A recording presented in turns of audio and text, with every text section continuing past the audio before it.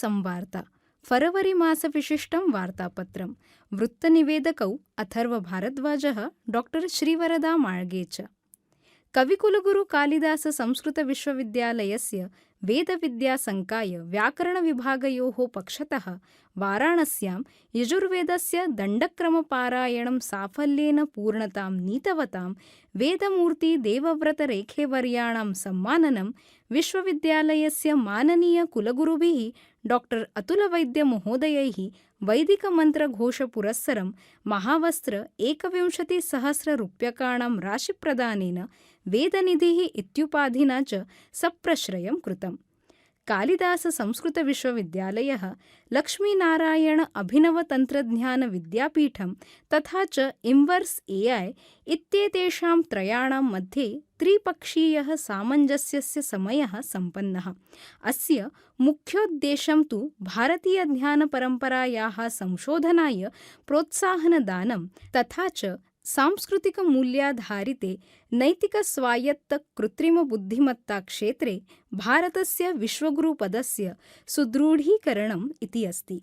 विश्वविद्यालयस्य भारतीयदर्शनविभाग भारतीयज्ञानपरम्पराकेन्द्राभ्यां रामटेकनगरे फरवरीमासस्य 5-7 दिनाङ्केषु कीर्तनमहोत्सवस्य भव्यम् आयोजनं कृतम्।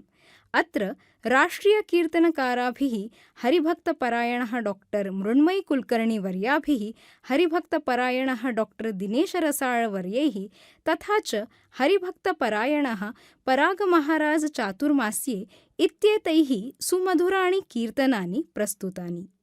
आधुनिकभाषाविभागेन अन्ताराष्ट्रियमातृभाषादिनस्य उपलक्ष्ये विशेषतः शिक्षकेभ्यः शिक्षकेतरकर्मचारिभ्यश्च मराठीशासनदरबारी इति विषयम् अधिकृत्य प्रशिक्षणकार्यशाला आयोजिता। अस्यां कार्यशालायां डॉक्टर राष्ट्रपालमेश्राममहोदयैः उत्तमं मार्गदर्शनं विहितम्। संस्कृतभाषासाहित्यविभागेन आयोजिते भारतीयमानसशास्त्रम् इति विषये एकदिवसीये राष्ट्रीयचर्चासत्रे संस्कृतविद्वद्भिः प्रोफेसर मधुसूदनपेन्नामहोदयैः विश्वमनः इति संकल्पनायां विशिष्टं संशोधनं भवेत् इति प्रतिपादितम्। विश्वविद्यालयस्य महिलाकक्ष राष्ट्रीयसेवायोजना इत्यनयोः संयुक्तविद्यमानेन तथा डॉक्टर हेड्गेवार रक्तपेढी इत्यस्य सहकार्येण रामटेके रक्तदानशिबिरस्य सफलम् आयोजनं सम्पन्नम्। राष्ट्रीयसेवायोजनया आयोजिते छत्रपति शिवाजी महाराज जयन्त्युत्सवे वेदविभागस्य छात्रैः महाराजस्य विग्रहस्य सविधि अभिषेकः पूजा च अकारि। तदनन्तरं शिवछत्रपतेः जयघोषं कुर्वद्भिः छात्रैः रामटेकनगरे उत्साहपूर्णा पदयात्रा अपि सञ्चालिता।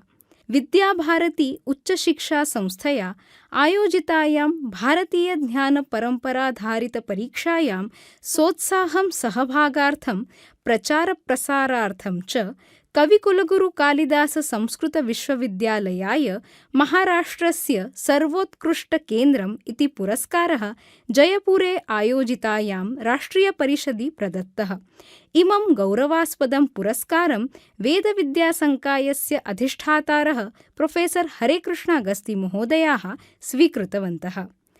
राष्ट्रीयसंस्कृतविश्वविद्यालयेन तिरुपतौ आयोजिते चतुर्थे अखिलभारतीयसंस्कृतछात्रप्रातिभमहोत्सवे विश्वविद्यालयस्य छात्रैः 7 पारितोषिकानि प्राप्तानि। इयं वैशिष्ट्यपूर्णसिद्धिः तेषां परिश्रमस्य समर्पणस्य शास्त्रीय उत्कृष्टतायाश्च प्रतीकम् अस्ति। राष्ट्रीयसंस्कृतविद्यापीठे तिरुपतौ आयोजिते योगसङ्गमे विश्वविद्यालयस्य गणेन विजयवैजयन्ती इति प्रतिष्ठितः पुरस्कारः सम्प्राप्य राष्ट्रीयस्तरे स्वस्याः उत्कृष्टतायाः प्रदर्शनं विहितम्। अखिलभारतीयविश्वविद्यालयसङ्घेन आयोजितायाम् अखिलभारतीय आन्तरक्षेत्रीयमहिलाकबड्डीक्रीडास्पर्धायां विश्वविद्यालयस्य महिलागणेन सम्पूर्णे भारते 5मं स्थानं प्राप्तम्। इदानीम् एषः गणः खेलो इण्डिया इति स्पर्धायाः कृते अर्हः सञ्जातः। योगविभागस्य छात्रा राधिका धनञ्जय महाले महाराष्ट्रयोगपरिषदा आयोजितायां चतुर्थ्यां राष्ट्रीयमुक्तयोगासनस्पर्धायां प्रथमं स्थानं सम्पाद्य विश्वविद्यालयस्य गौरवम् अवर्धयत्।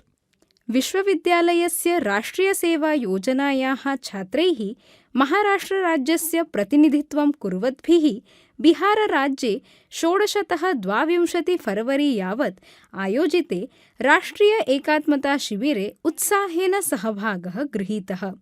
दूरस्थ ऑनलाइन शिक्षणकेन्द्रे अधीयमानाभ्यां रञ्जनकारिया तथा शिवेन्द्र शुक्लः इति द्वाभ्यां छात्राभ्यां डिसेम्बर् 25–2000 वर्षे आयोजिता योगविषयस्य राष्ट्रियप्राध्यापकपात्रतापरीक्षा साफल्येन उत्तीर्णा।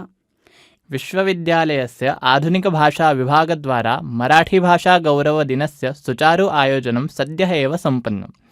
संस्कृतभारती तथैव उत्तरप्रदेशन्यासः काशी इत्येताभ्यां नवदेहल्यां श्रीजयरामब्रह्मचार्याश्रमे प्रचालितायाम् अखिलभारतीयशलाकापरीक्षायाम् ईशा मशाण्कर् वेदान्तशलाकायां जङ्गमशिवकुमारश्च ज्योतिषशलाकायां तृतीयस्थानं प्राप्तवन्तौ तथा अन्ये 7 प्रतिभागिनः प्रोत्साहनराशिद्वारा पुरस्कृताः इति संवार्ता समाप्ता। शुभदिनम्।